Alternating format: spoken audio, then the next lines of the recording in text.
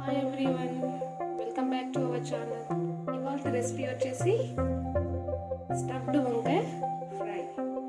ఈ స్టఫ్డ్ వంకాయ కర్రీని వేడి అన్నంలోకి తింటే కనుక చాలా టేస్టీగా ఉంటుంది. మనం రెగ్యులర్గా వండుకునే వంకాయ కర్రీస్లా కాకుండా ఇది చాలా డిఫరెంట్గా యూనిక్గా ఉంటుంది.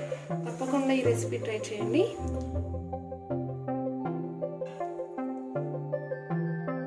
ముందుగా స్టఫింగ్ వంకాయ ఫ్రై చేసుకోవడానికి ఇక్కడ నేను 1/2 kg వంకాయలు తీసుకున్నాను. వీటిని 4 sides కట్ చేసుకొని వాటర్లో సాల్ట్ వేసి అందులో ఒక 10 minutes పాటు ఉంచి బయటికి తీసి వాటర్ అంతా పోయేలాగా ఆరబెట్టుకున్నాను. ఇప్పుడు స్టవ్ ఆన్ చేసి ప్యాన్ పెట్టుకొని ఇందులో ఒక 5 tablespoons ఆయిల్ వేసుకోవాలి. ఆయిల్ బాగా హీట్ అయిన తర్వాత ఈ వంకాయల్ని ఒక్కొక్కటిగా ఈ ఆయిల్లో ప్లేస్ చేసుకోవాలి.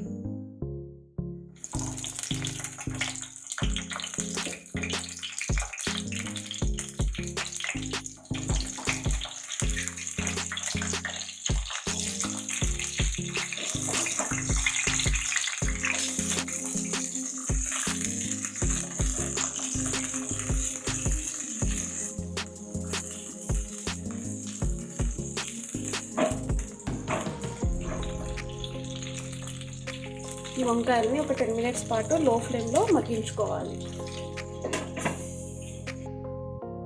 ఇప్పుడు వంకాయలు అక్కడ మగ్గుతూ ఉండగా ఇందులోకి మిక్సింగ్ జార్లోకి అల్లం ముక్కలు,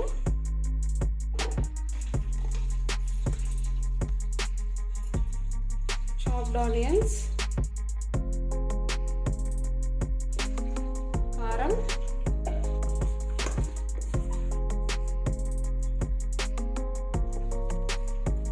జీలకర్ర, సాల్ట్, కొద్దిగా ధనియా పౌడర్,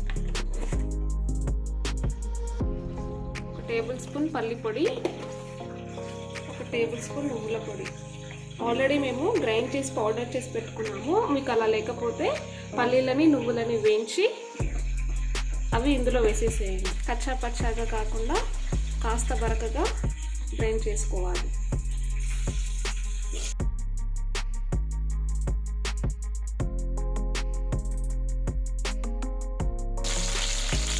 ఇంకొక 5 minutes పాటు ఇలాగే మగ్గించుకుంటే సరిపోతుంది.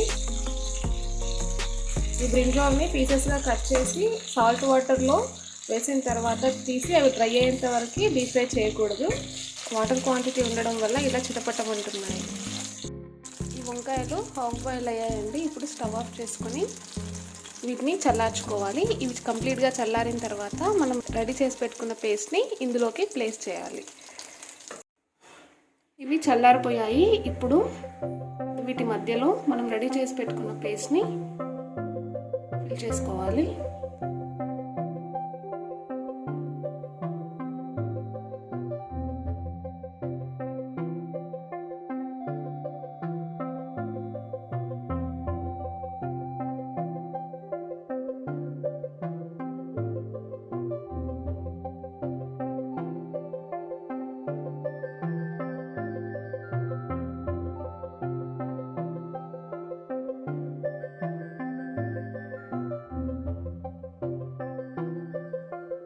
పేస్ట్ అనేది కొంచెం లూజ్గా అయిందండి. అలా అవ్వకుండా చూసుకొని ఇందులో ఫిల్ చేసి పెట్టుకోండి.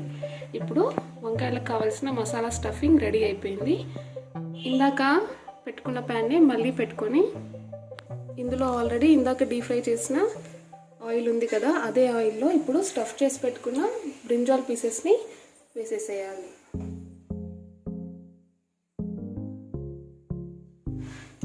వీటిని ఒక్కొక్కటిగా ఇందులో ప్లేస్ చేయాలి.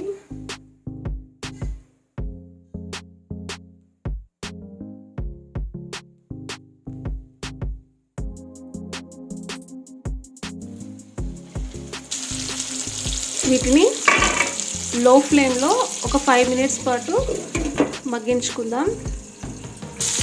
వీటిని మరోవైపుకి టర్న్ చేసుకుందాం. చాలా సెన్సిటివ్గా వీటిని టర్న్ చేసుకోవాలి.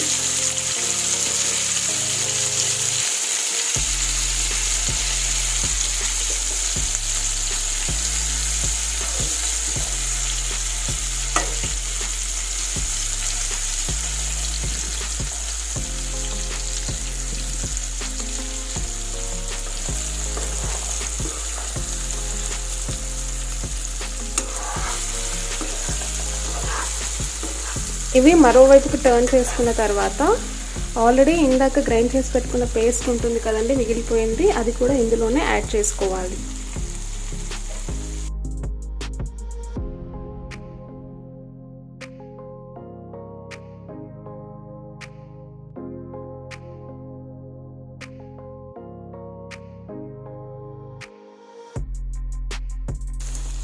అలాగే మంచి ఫ్లేవర్ కోసం హోల్ గరం మసాలా పౌడర్ని కూడా యాడ్ చేసుకొని వీటిని స్లోగా మిక్స్ చేసుకోవాలి.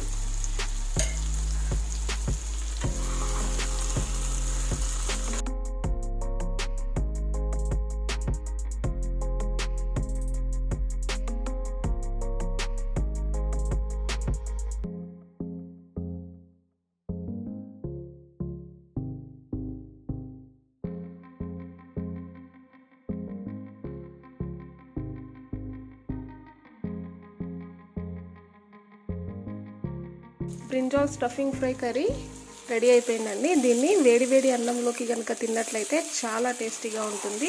రెగ్యులర్గా వండుకునే కర్రీస్లా కాకుండా ఇలా అప్పుడప్పుడు డిఫరెంట్గా ట్రై చేస్తే చాలా బాగుంటుంది. ఫుడ్ని కూడా మనం చాలా ఎంజాయ్ చేస్తాం.